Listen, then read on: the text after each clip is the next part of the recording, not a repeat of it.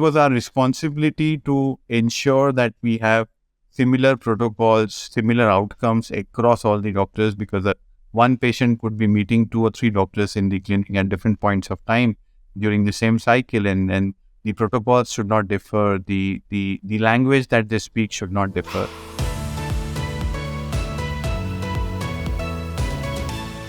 $250 fertility doctors, 50 IVF labs, 60 to 70 satellite offices, 27 to 28,000 employees. Did I get that right? These are my notes from my conversation with the CEO of Indira IVF, one of the largest fertility clinic networks in India. His name is Dr. Kshitiz Murdia. He joined Indira IVF as the second physician in 2010, 2011. By 2014, they had 50 locations. We talk about that process, first starting with a massive marketing machine, doing awareness camps across the country to generate awareness for infertility and fertility solutions, and then for their practice. We talk about how after 3 to 4 years, Dr. Murdia has stepped out of his clinical role and then transitioned to CEO, first as medical director, and then when they sold part of their company, or maybe a majority stake of their company, to TA Associates, becoming CEO, and the due diligence process with private equity groups before that gave him that financial and HR and marketing ops background education. And I think this is a really good example for those of you docs that I've talked about when I've pointed the accountability chart before. In lots of articles that I've written, I talk about the entrepreneurial operating system and how many of you practice owners are in multiple seats. You're the visionary seat, you're in the integrator seat, you're in different seats as contributors. In physicians, you're in different management seats as medical directors. It seems to me that Dr. Murdia has done this as well as anyone has, of getting out of those contributor seats and moving into, if not the visionary and integrator seat, the visionary seat. And I think it really behooves you to pay attention to how he did that in terms of building standard operating procedures, his process for building standard operating procedures in different areas, and the training management system that backs up those SOPs. We spend a lot of time talking about creating one way of doing things, a proven way of doing things, having a training system, hiring management, and not just building the airplane as you're flying it. Indira IVF has apparently done this so much so that with 250 fertility doctors in counting, they have one set of protocols. There's one protocol for each patient type. I try to play devil's advocate for you because I could see that driving some of you crazy, but I think the variance in protocols is an issue of scalability in fertility clinic operations. I can't vet whether that's necessary or how necessary it is. But Dr. Murdia responds to it. This is a very large operation that in 2019 ended up selling to TA Associates, the private equity firm that had owned CCRM, and they have a massive HR and operational infrastructure behind them. Dr. Murdia details that in this episode, so I hope you enjoy it. Dr. Murdia, Kshitiz, welcome to Inside Reproductive Health. Thank you, Griffin. Thank you for having me on this show. I promised my audience that I was going to cover more of the IVF market in India this year. We have. You're now the third guest that we've had on in 2023 to talk about the Indian IVF market, because it seems to be expanding like no other market right now, or at least I see. It seems, everyone that's quote unquote industry side, if you look in their LinkedIn profile, there's a picture of them visiting India. There's a picture of them talking about their company expanding in India, whether it's a genetics company or a software company or one of the pharmaceutical companies. And so there seems to be a lot of activity. And I would like to talk about that activity. I'd like to talk more about the present and the future, but in order to talk about the present and the future, I'd like to just talk a little bit about your enterprise, Indira IVF, and how that got started. And can you give us a little brief history and where you are today? Yeah. So, Griffin, Indira IVF the roots are started in 1970s, 1980, when our chairman, Dr. Ajay Murdia, he published his first paper on male infertility, which was published in the Lancet, incidentally in the same issue when the first test tube baby was reported by Steptoe and Edwards back in August 1978. Since then, he has been very active, but particularly on the male side of infertility, because that time it was a big social stigma and a taboo that males also could be responsible for fertility, and everybody would put forward the female for checkups, for investigation, and the other things. So to bring that concept back in 1980s, and especially in a country like India, it was a big problem statement, I would say, to talk about male infertility, to ask the male partners to come forward for investigation. So he took this great step, I would say, back then. And he's been practicing from 1980s, and then he started his own clinic in 1988, primarily focused on male infertility, male diagnostics. He established his one of the first sperm banks in the country in India, where males suffering from a zero sperm count could benefit. I am a gynecologist. I joined him in 2010, 2011. That's when we revamped the whole setup, started doing IVF for the first time in one small town in western part of the country, which is Udaipur. It's a very beautiful city, I would say. I mean, a lot of tourists. So we revamped the setup. We started doing fertility surgeries. We started doing IVF for the first time back in 2010. My brother, he joined me as an embryologist, and then we used to, combine jointly. All three of us used to practice. From 2010 to 2014, we were pretty much limited one center that we started back in Udaipur within the western part of the country. And then we soon realized that there's a lot of awareness gap in the country, that people are not aware about the scientific practices. So we should go out to people. We should organize these free patient awareness camps, run a campaign in the country, educate more and more people about what fertility issues are, what is the medical scientific treatment, how much it could cost, how much days of treatment it might take. And we started taking these awareness camps. And then I think in the last 1 decade, we must have taken more than 2,500 camps, educated more than 70,000 couples about infertility. And that's what set up the route for our brand, I would say, because we now proudly say that we are the only B2C brand of IVF in the country, which is directly to consumers. And it's all started because of these awareness camps that we established long back. I think the second biggest challenge in front of us was around affordability, because all said and done, IVF might be cheaper in some sense in the country, in India, compared to the Western world. But if you compare the disposable income of the people here, for an average middle class income, it could be, a year or 2 years of their salary that they would have to spend, and it's all out of pocket. Nothing is covered by insurance.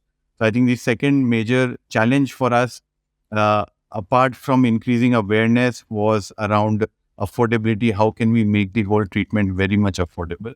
And then the third challenge in the country was around accessibility, because majority of these IVF centers were situated in the metro cities or the bigger towns. And then, people would have to travel all the way, stay there. It's a longish treatment, 2 or 3 visits, spanning over 3 months. So again, it was a big challenge. So we started opening out clinics in other parts of the country. So the idea from our side was, you go to the patients and explain them, open a good quality clinic with a better outcomes near to their locality.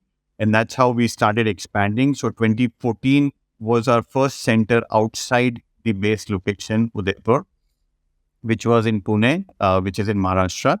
After that, from 2014 to 2018, we were at 50 centers. 2018 to 22, we were at 100 centers.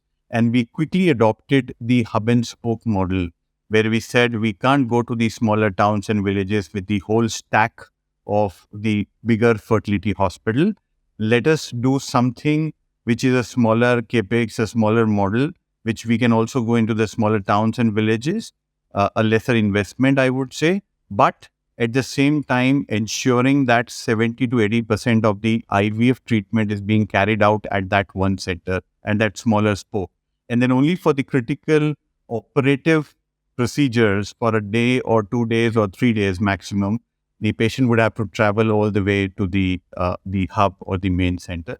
So So I think accessibility was a key thing that we quickly addressed back in 2015, 16, and then we started having these spokes also in these smaller cities.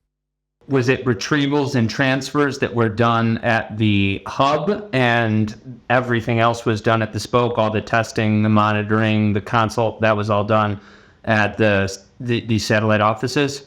So we would have a full-time gynecologist working at the spokes also, and all the consultations, the stimulations, the ultrasounds, the monitorings, everything would happen at the spoke. Only the retrieval and transfer was done at the hub. And that reduced the number of visits at the hub for a patient. And so you've got 3 A's, it sounds like: awareness, affordability, accessibility. It sounds like awareness came first, that you laid the groundwork of doing some marketing, of getting people familiar with the challenges they were facing, and then what you did, and it sounds like you did that before you built some of your spokes. Now, what is involved in those patient awareness camps? Is that something that is that an event that they attend? We organize kind of an event where all the patients are called. We do marketing in the newspaper, digital, and other ways of marketing, that this kind of doctor is coming for a consultation, and any patient who requires this type of fertility consultation can come there and attend the camp. It's a free awareness camp. We take a 1-hour video session through a PowerPoint presentation explaining the normal fertility process, where could be the problems in the male part and the female part, and how IUIs and IVFs and ICSIs can overcome these certain problems, which patient category should go for conservative, for medical management, for IUIs and for IVF. So at least they are aware and they are on the scientific path of the journey for treating their fertility problems. Do you still do the awareness camps? Yes, we still continue to do that. How have they changed over time? So if you started doing them in 2010 or whatever, this is kind of pre-social. This is as people are getting on social media. Now today they have all kinds of information in social media. So in 2010, I suspect that information may have been novel to them. Contrast that with 2023, where they've got recordings that you have done, they've got recordings that your docs have done, and probably they can watch old camps, awareness camps they can watch online. So how has the awareness camps evolved as social media and digital info has increased? Pretty good question, Griffin, I think, because we've also seen a lot of change in the last 10 years. Earlier, I think when we used to organize these camps, we used to have 200 plus couples in all the bigger cities attending the camp because information was not freely available. So those were mega camps. We used to register a lot of people and they used to come forward for treatment. And our contribution also from the camps and the print media, which is the newspaper, was much, much higher before COVID, I would say, which was around 50% or 50% plus.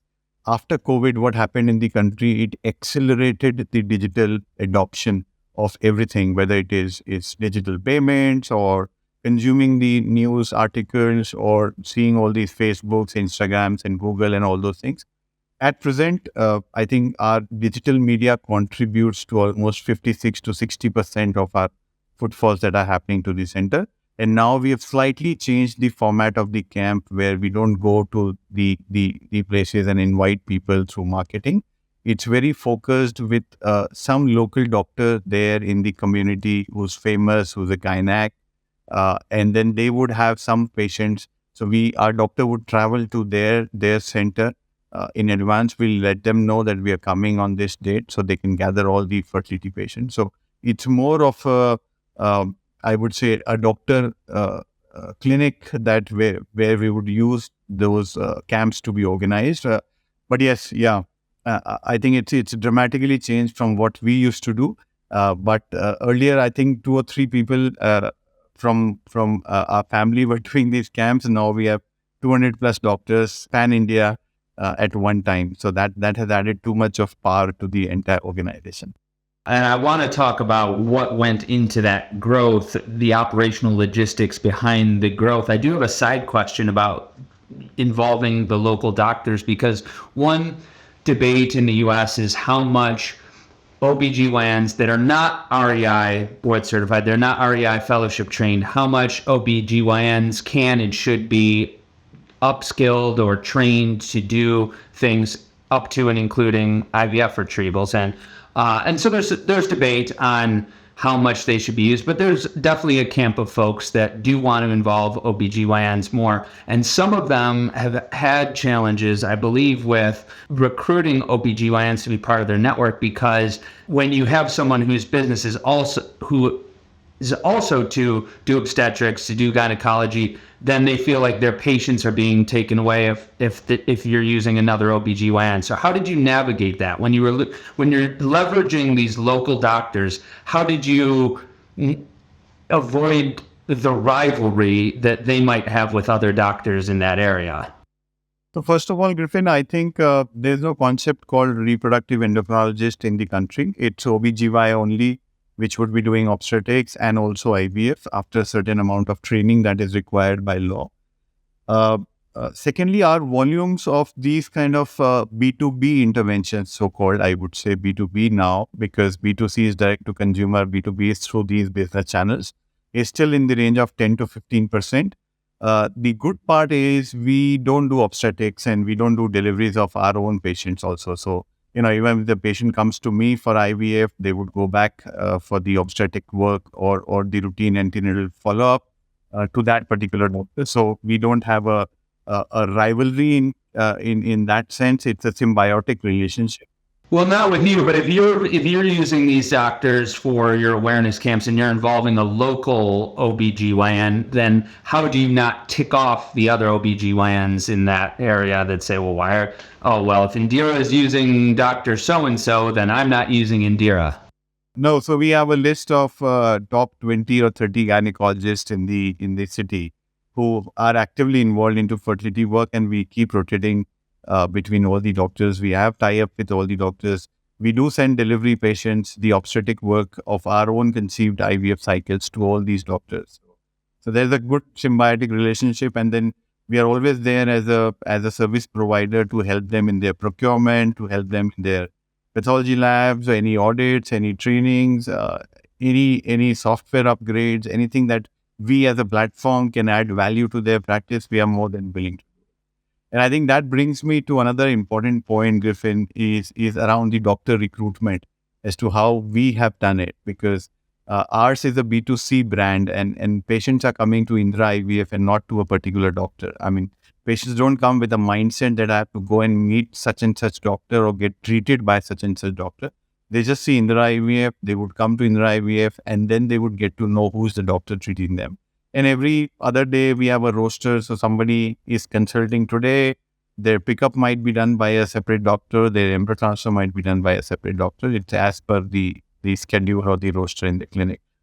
So it was our responsibility to ensure that we have similar protocols, similar outcomes across all the doctors, because one patient could be meeting 2 or 3 doctors in the clinic at different points of time during the same cycle, and the protocols should not differ. The language that they speak should not differ. And that's why we started this Indira Fertility Academy back in 2016, which is one of the world-class setups in training in fertility. Our training center has been recognized recently by British Fertility Society. Our training center is recognized by Merck Foundation in Egypt. They regularly send African and Indonesian and Malaysian, Vietnam, all the Asia Pacific doctors for training. We run a fellowship program with them for 3 months. And 99% of the doctors who are working with us have been trained through our own fertility academy, and same with the embryologists also. And once we got a hang of it, we understood that, IVF is not so difficult. It's not a rocket science. Every gynecologist and a life science a postgraduate could be trained into either being a IVF doctor or an embryologist, either ways. We developed this structured program, and we understood that there are 15 or 20 steps during the whole IVF cycle. Once you have an SOP around each and every step, you just hammer in the training that you just need to follow the SOP. Don't bother about the final outcomes. Final outcomes are bound to come. And we've been very successful. I think the average age of our doctors is 35 or 36, in spite of, a few doctors being with us for almost 10 years now.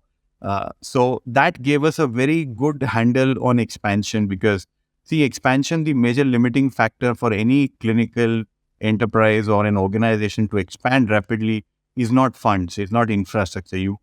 Everybody has deep pockets, everybody has private equity money, you can fund 100 centers in 1 year, you have the infrastructure available, you can buy spaces, you can rent, that you can do. I think the critical bottleneck for any organization could be having skilled manpower, and then there's always shortage of skilled manpower in whichever field you go. And we decided that we would not struggle with this part.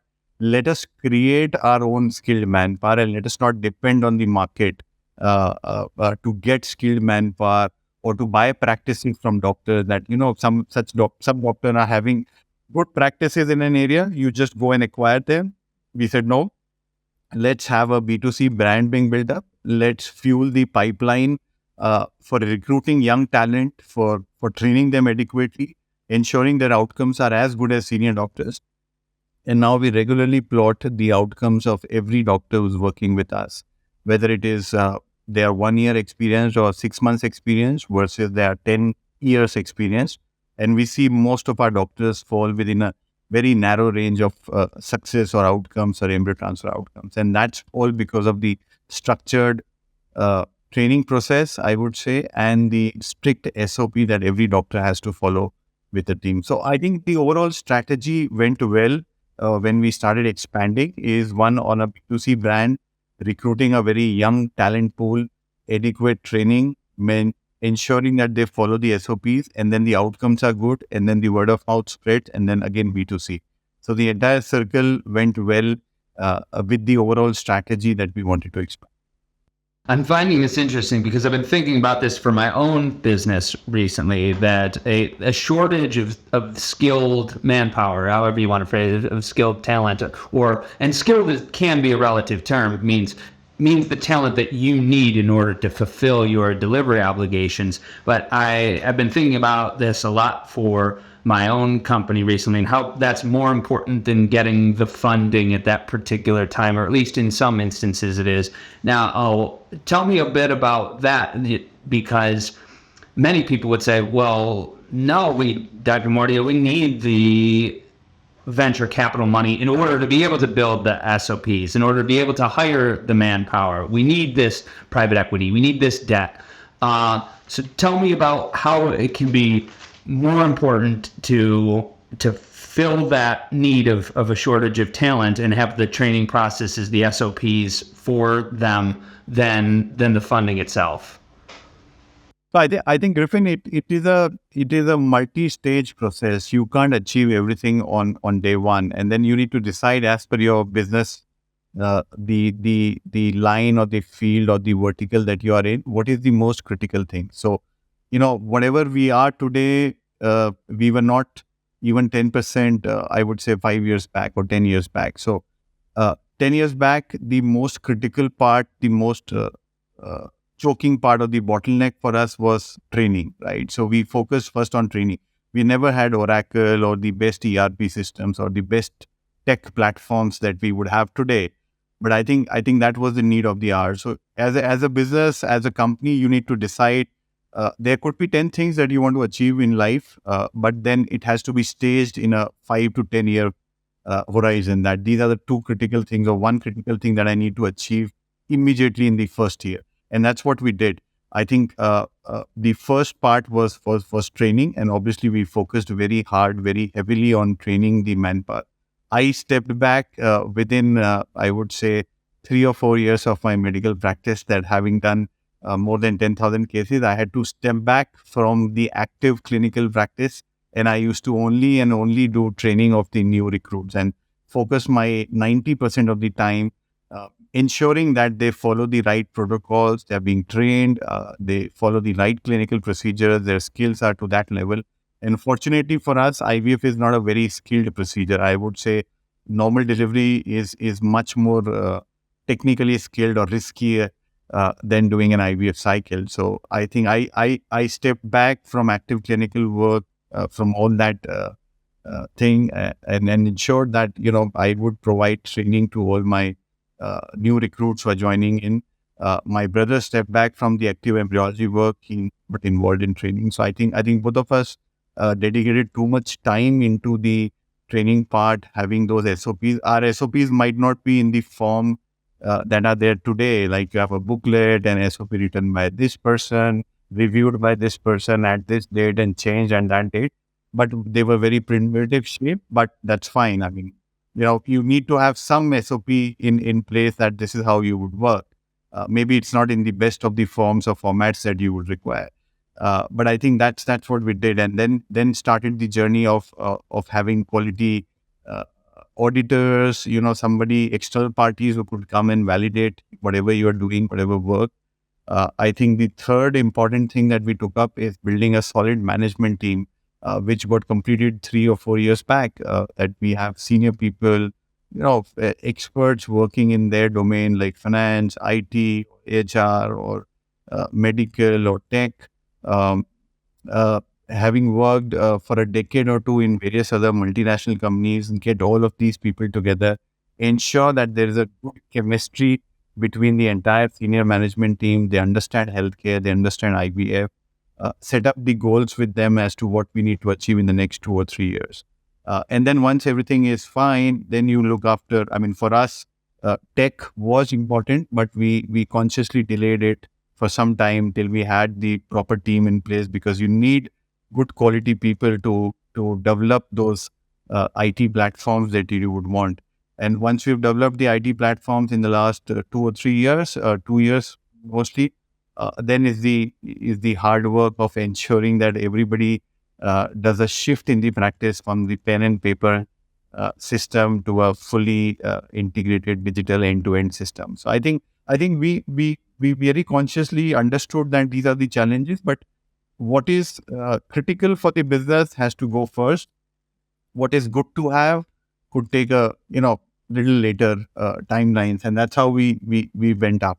I'm starting to feel validated, Satish. You're validating some of what I'm working on for my own business right now. I've owned Fertility Bridge as a client services firm doing clinics marketing for many years now, but in the last year or so, I've been building inside reproductive health, not even, but really focusing on building inside reproductive health as a trade media company. So that inside reproductive health is the Wall Street Journal, is the Financial Times that everyone, director level and above in the fertility industry worldwide, reads every morning, listens to every morning. And so in building that, my natural tendency is sell, and then you deliver.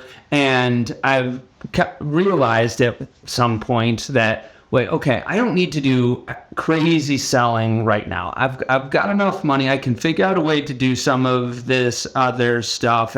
And every time I sell, I'm increasing my delivery obligation, meaning what I, Griffin, have to do in order to fulfill that order that I just sold. And so if I sell to an advertiser, that could mean 20 hours of my time for that one advertiser.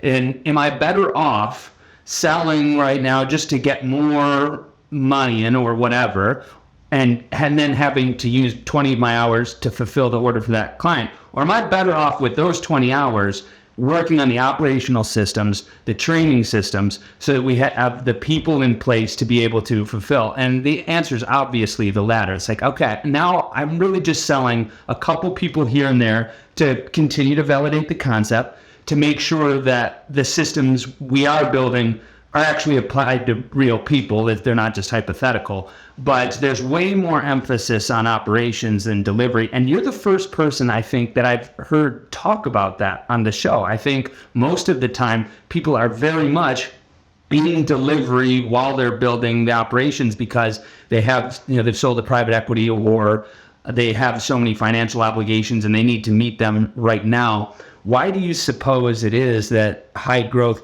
companies overlook that period of really building the SOPs and the training and the hiring of the people, and not trying to build the airplane while they fly it?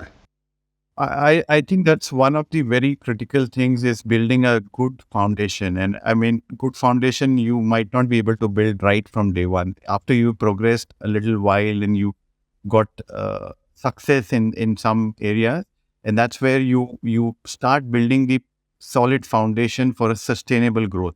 And I think for us, that insight came from our private equity investment.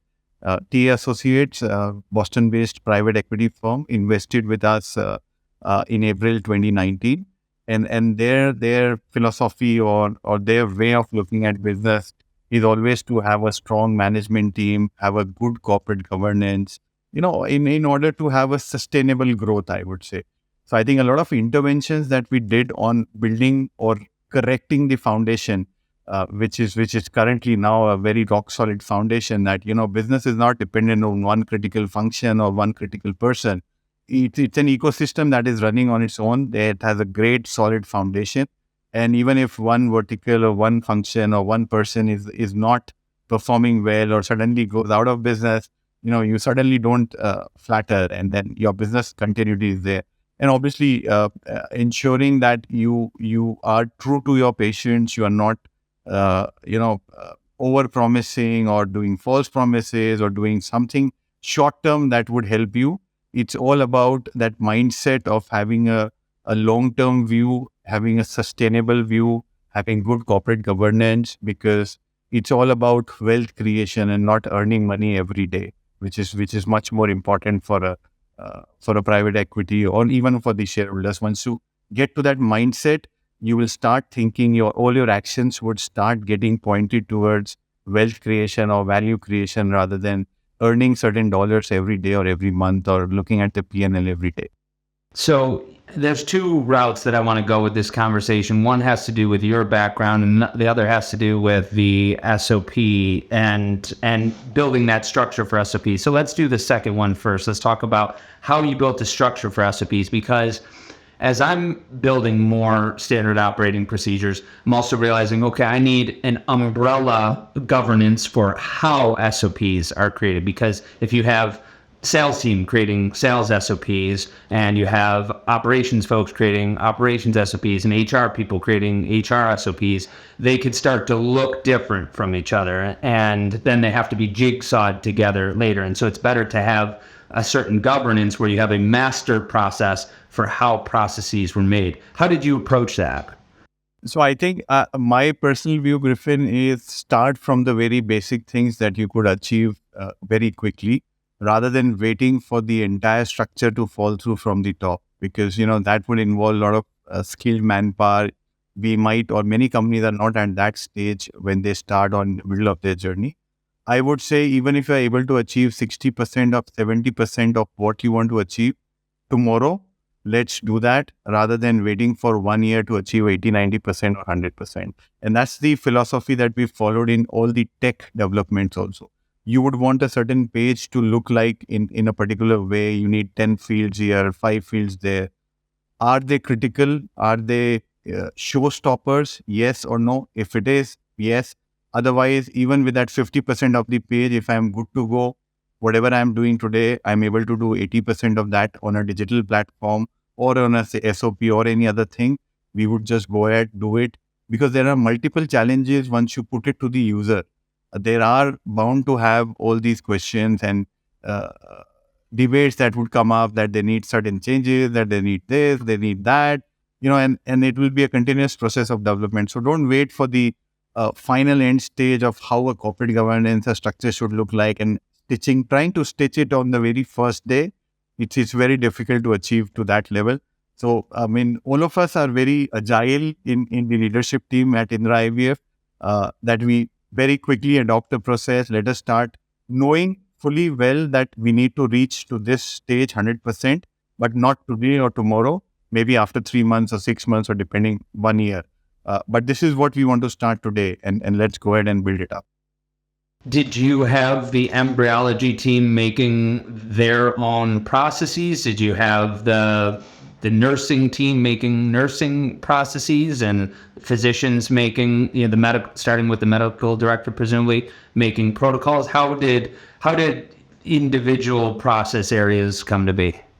So we had different verticals making their different policies and processes, and then problems are bound to happen. Whenever problems come, all of us would assimilate as a group and see what changes we need to make in the various processes. But certain of the medical and the medical excellence. So we have one medical department who's responsible for all the clinical and embryology processes. We have a separate medical excellence department who looks after all the medical protocols, whether they are safe for the patient, whether they are done rightly, patient identification, facility management, all the we screen our centers across 498 points, spread across 12 different chapters of an accreditation program, and then everybody has to match that program, and the medical excellence runs very independently of the medical core function.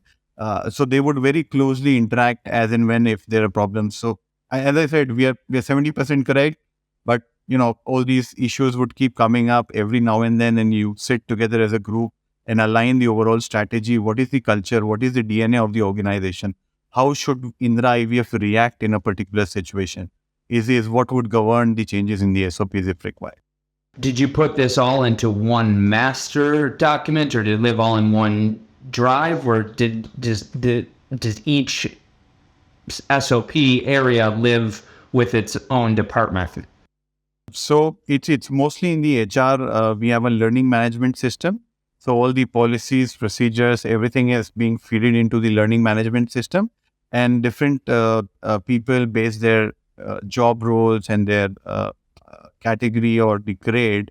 They keep receiving periodic emails of certain courses that they need to complete.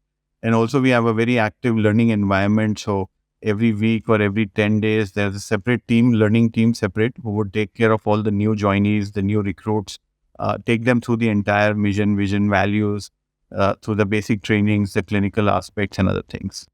When did vision, mission, and values come in as a central part of the training? Did that come after you had been building some SOPs and then you needed to start gluing all of the different areas together, or did it come from the beginning? No, it came in, I think I would say 3.5 years back and not 10 years back. Yeah. We initially had some SOPs, I would also not say a full-fledged SOP document. It's a way of working. Could be some verbal trainings or other things, or some PPTs that we would have. It all eventually came in the last 5 years, I would say, one by one. And so your training management system, is that proprietary training management system that is for Indira IVF, or do you use something like Trainual or Loom or any of those softwares? Yeah, we have a software from Adrenaline, which is an HR software, which is our HRMS, which has the learning module also, and we have all the videos being uploaded on the learning module, and then it periodically keeps sending reminders to all these people.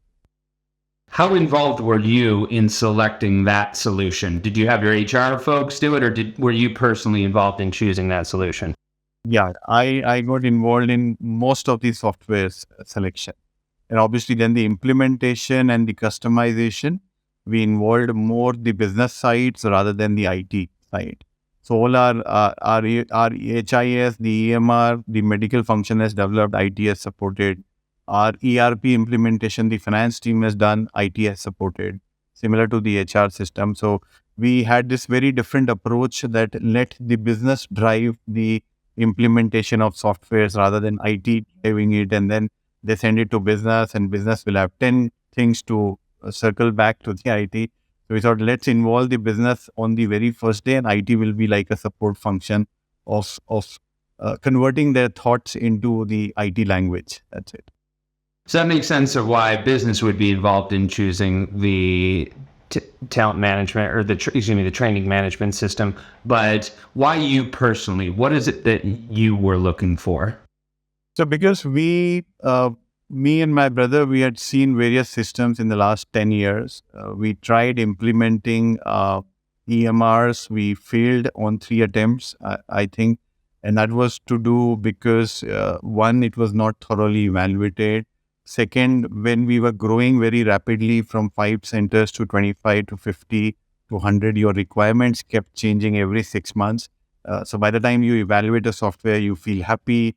They come back, they start implementation, customizations, your requirements have gone 10x of what they were 6 months back.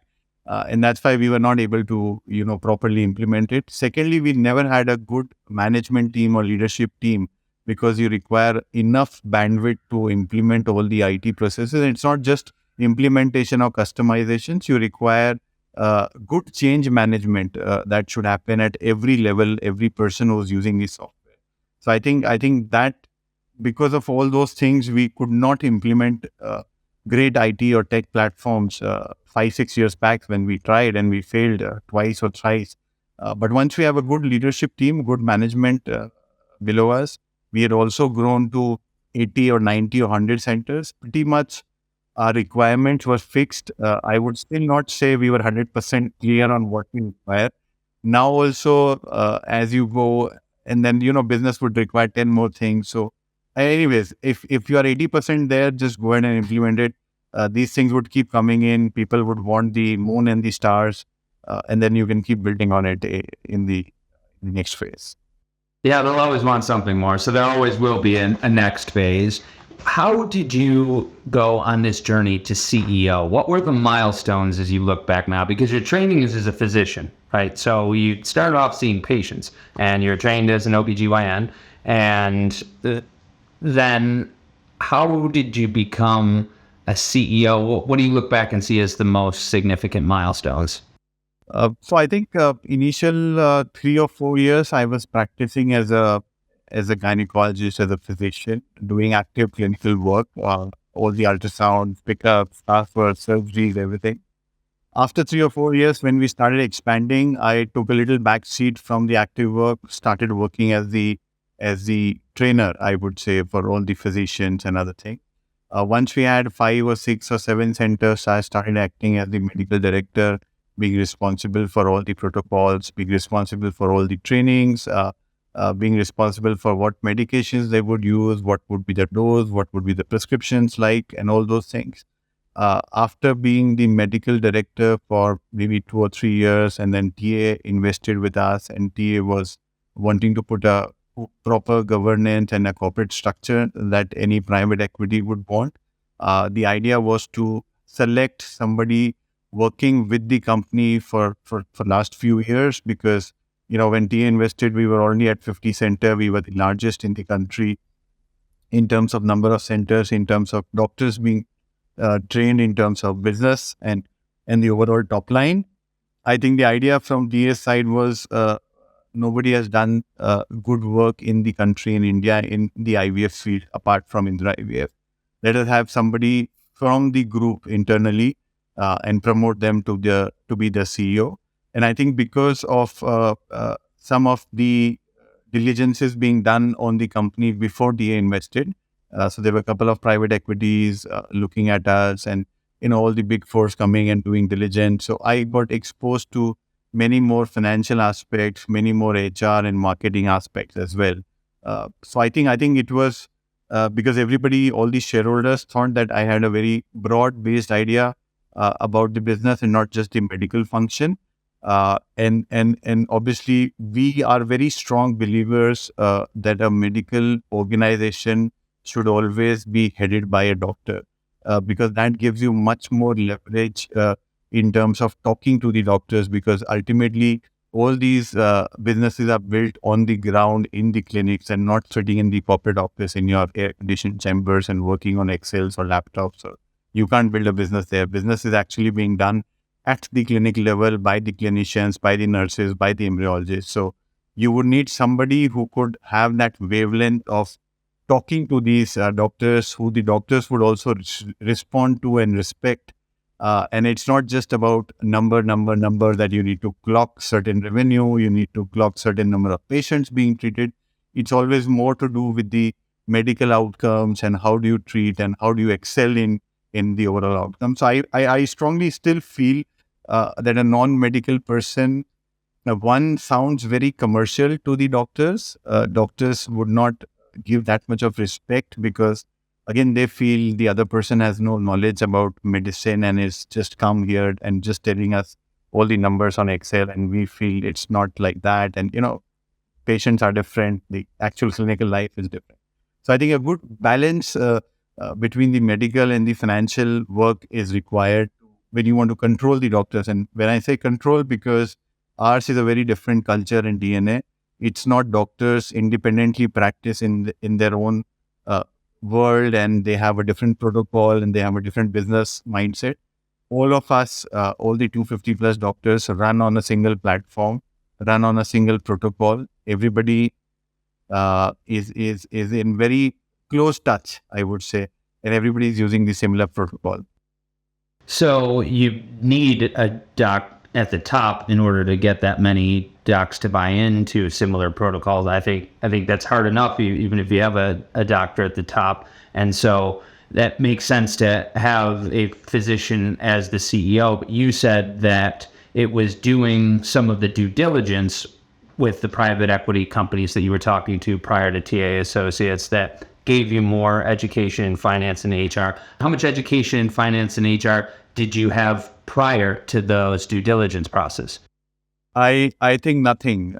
I had no background about finance and other things. I think those diligence process exposed me to many more technical terms in the finance. What is revenue? What is collection? And EBITDA and all those things I started learning. Of course, now having being the CEO and interacting with all these lovely professionals that report to me and are experts in their field, I have much more now control and handle and knowledge on the various marketing functions, the HR, the tech, the operations, the finance, the medical excellence. Everything is pretty much there because they've taken the company to an extremely high level in terms of governance and compliance, be it any field, whether it is HR or medical excellence or IT or finance. So I think I think that initial exposure helped me a lot. How did you adapt to it must have been drinking from a fire hose with that level of information, trying to keep up with those folks. What resources or education or other, how did you, was it just articles on the internet? How did you get up to speed?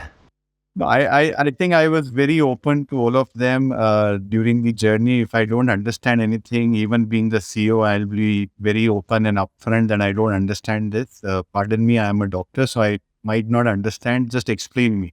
And obviously, the you are running the business from day one, so you have that business sense, and you could catch up things which is in the interest of the business or not in the interest of the business. So they would synthesize and simplify those terms for me and explain me, if I'm not able to understand. You must have caught up and you did so in a way that has really allowed you to scale and pretty darn quickly, it seems, from especially starting around 2014 and then seems to have escalated quite a bit. You talked about having one protocol or one set of protocols for all of the doctors, and you said 52 doctors, was that? 252 plus, 250 plus. Okay, so over 250 doctors. Wow. And everyone's using the same set of protocols. In the United States, it seems that people are resistant to do that. And I'm not clinically trained, and you come from a sales and marketing background, and I just kind of observe. And it seems to me like people are very reluctant to have any kind of uniform protocol that's, we always let the doctor practice how they want to. And I think as a business person, I think, well, that's pretty darn inefficient, it seems, but I'm not clinically trained. You decided that was the right way to go. What made you decide that? And what do you think the resistance to that idea is? Very interesting, Griffin. I think when I started practicing, I was 29 or 30 years. When I recruited the first doctor, I was 33 or 34. And purposefully, I would want to recruit a younger doctor who's little junior to me. So they would come and listen to what I'm saying, and eventually it happened that we were recruiting all junior people, 28, 30, 31, and then ensuring that we train them efficiently. But later we realized, if I recruit a younger person who's just graduated yesterday from OBGYN, he or she is blank in his mind or her mind about IVF. They don't know anything about IVF, right? Whatever files you need to insert in their mind and block it, they'll be stuck there. Somebody who's practiced in IVF for 10, 15 years might be a good clinician, but they come with their own baggage that this is what I think is right. This is what I've been doing in my last decade or so, and this is what I swear by. And I will not change whether you tell me that this is good or this is bad. I'll not change my practice. And that's why, if somebody would come for an application or a vacancy, an application comes, somebody says, I have 15 years of experience in IVF and I'm a wonderful clinician, good business, good outcomes. Somebody comes and tells me, I have just graduated yesterday with my OBGYN, we'll pick up the later one and not select the first one because, we are a rapidly changing organization. What I was doing as a clinician 10 years back, we have changed the complete protocol in today. If I see today and what I was doing 10 years back is completely different. So one should have that flexibility in their mind to keep adapting to the newer protocols, evidence-based medicine that comes in. And I feel this younger lot, having gone through that process of working with us, getting trained with us, following one single protocol, every time a new protocol comes in, we do a pilot, test it at one, report the outcomes to all the people, and then say, okay, let's go and change this protocol from tomorrow morning, because this is better. This is the evidence-based reports. This is the pilot that we have done. So the entire culture of the organization is set from day one that it has to be young people, moldable. Whatever we have taught them, I think most of our people would not know the various 5 or 10 different types of protocols that exist in IVF. They would just know one protocol that they've been taught because they had no background about IVF. So I think that's the plus point that we gained recruiting younger people, because we were not depending on experienced clinicians for getting patients. Patients are being sourced by the marketing function, and we were very confident any clinician we would train to get similar outcomes, So I think our work of a trained doctor was being handled by the marketing function and the training function to get more patients and ensure once you get those patients, the outcomes have to be good. There could be a couple reasons why people don't have one protocol, where it's because, well, we need older docs in order to have them doing their own marketing, or we don't have the training infrastructure to bring everyone up to do this one protocol, or it could simply be that there are docs that they're set in their ways and they're not receptive to change, and that could be very difficult in having one universal protocol. What about someone that would say, that's too rigid, Dr. Murdia. It doesn't allow the clinician to be a clinician. At that point, they're just a cog in the machine, and it doesn't allow them to provide individualized care to the patient. How would you respond to that? So Griffin, we are not saying one protocol. It could be multiple protocols, but one protocol for one type of patient. So we are individualized yet standardized, I would say. For a different type of a patient, young patient, you would use a different protocol. For an older patient, you would use a different protocol. But I would not have 10 protocols for my older patients or 5 protocols for my younger patients. We do allow some kind of flexibility, but not to a very great extent. I would not say they can choose between 3 or 4 protocols or 3 different types of medicine. We would maximum have one particular medicine being prescribed for a particular compound. At max, very, very rarely, I would say 2 different types of brands or medicine. So everything is being systematically put, and people are okay with it, doctors, because they are getting outcomes. If something is wrong in my system, in my protocols, in my SOP, you would not get outcomes. And then, I would also want to change. If you're getting good outcomes, if everything is well, why would you want to change a particular protocol?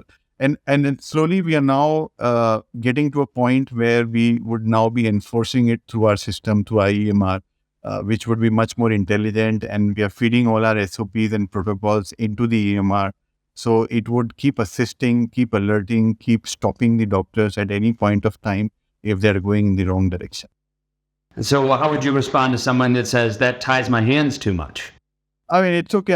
If there is any protocol that you think is better, let us know. We'll do a pilot in your center with few patients and see if the outcomes are good. We are happy to change the entire country on that protocol. We are open to that. But it has to result in better outcomes or reduce the risk or complications to the patient or reduce the expenses of the patient. Then we are open to it. Let's recap some of this meteoric growth that you had. So you joined in 2010. At the time, there was one center in the western part of India. And from 2010 to 2014, you had that one location, and you're practicing as a clinician. There's no second location. Second location opens up in 2014. And that's when you start with the awareness camps and starting to grow the marketing.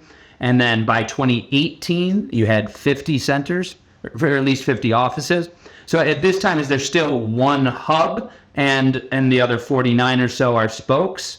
No. Majority of them were hubs.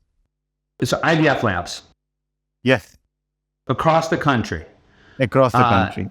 Yes. And so what is it today? How many IVF labs does Indira Fertility have?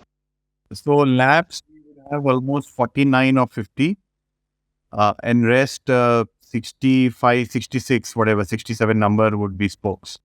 Wow. So somewhere around 50 IVF labs, and then somewhere between 60 and 70 offices in more remote areas where they do everything except retrieval and transfer. Yeah. And 250 physicians, about maybe a little more. Yes.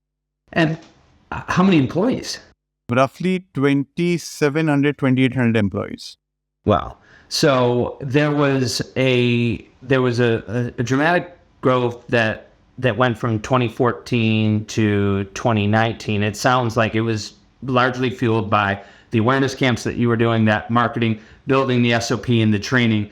And then at what point did you decide, okay, we need a financier behind this? And because it sounds like you were talking to some private equity folks before TA, and it sounded like TA happened in 2019. So at what year was it when you decided, okay, we need a financier behind this? So Griffin, I think the requirement was not from the financing point of view, because fortunately IVF is a good business to be in. The margins are better, and then your own internal accruals could fund the future growth of the centers. The requirement to have a private equity was more from a global exposure point of view, having good governance, good systems, good processes, attracting good talent to your company, and then obviously building that solid foundation. As a family, as a promoter, we brought the company to one level. Now to go further, we need some partner who can infuse those values, that culture in the company, attract talent, build a solid foundation, and then obviously we can take it to the next level. So I think that was one of the major requirements. So with the TA investment, nothing came into the company. It was all secondary money being passed to the shareholders. But we had a partner who could, structure the whole organization for the future growth. Why did you need their help for that? Why couldn't you do that on your own? The culture, cause normally it seems that's what comes from the organic side. What do you think you needed their help with? I think as a family, as a promoter, you are not exposed to that global expertise, and once you have private equity people coming in, you get to learn a lot on corporate governance, on structure, on sustainability of the business, on building a platform. As a family, as a promoter, you are very much involved into day-to-day operations. And I said the difference between a value creation or a wealth creation versus difference between, looking at your P&L every day, every month, every year, on how much profits you make. So that's the basic mindset difference. And we've been exposed with TA for the last 4 years, and now the mindset has changed dramatically. If you were to talk to me 5 years back, my mindset would have been different. So TA's Associates at that time was behind CCRM, is that right? They used to own CCRM till last year. I think last year they sold it off to somebody. So when they came in, they had a good bit of experience in the fertility space. What things did you say, okay, we want to learn from the CCRM way? And what other things you say, no, we want to protect this and do this our way? I think there was no technical exchange of information that happened from the CCRM. I think it was the global expertise of TA Associates, having worked on multiple businesses across different geographies, and also some experience on fertility business. But I think it's very difficult to replicate practices from one country to another country and then expect good outcomes. It's the general know-how of building a good foundation that helped us to a great extent, I would say. And if I look back at their partnership, their value add that they have created, I think it's building out that solid foundation, building out that leadership team, and developing that culture, that DNA in the organization that is very future ready for any kind of growth or any kind of shocks that might come along our way. There's so much more I could ask you, but we'll save that for a future episode. I'd love to have you back on this show if you're open to that idea at some point in the future. Any summary of what you talked about, or maybe Indira's plans for the future, including thoughts? So we want to continue growing organically that we are doing. We are open to some acquisitions in some parts of the country as well. We are also looking at adjacencies to our businesses, which is getting into genetics, getting into pathology. We have outsourced a lot of pharma products which are directly being manufactured for us from the CDMOs. We are looking at adjacent businesses like mother and child as well. We have already started our expansion in adjacent countries, which is Nepal and Bangladesh, and Southeast Asia being a very attractive market. We are very open to, having a partner who could take us or help us in that area. I think this is broadly the plan that we're looking at for the future growth for the company. Dr. Murdia, thank you so much for coming on Inside Reproductive Health. Pleasure, Griffin. I enjoyed the conversation. Thank you for inviting me. You've been listening to the Inside Reproductive Health podcast with Griffin Jones. If you are ready to take action to make sure that your practice thrives beyond the revolutionary changes that are happening in our field and in society, visit fertilitybridge.com to begin the first piece of the fertility marketing system, the goal and competitive diagnostic. Thank you for listening to Inside Reproductive Health.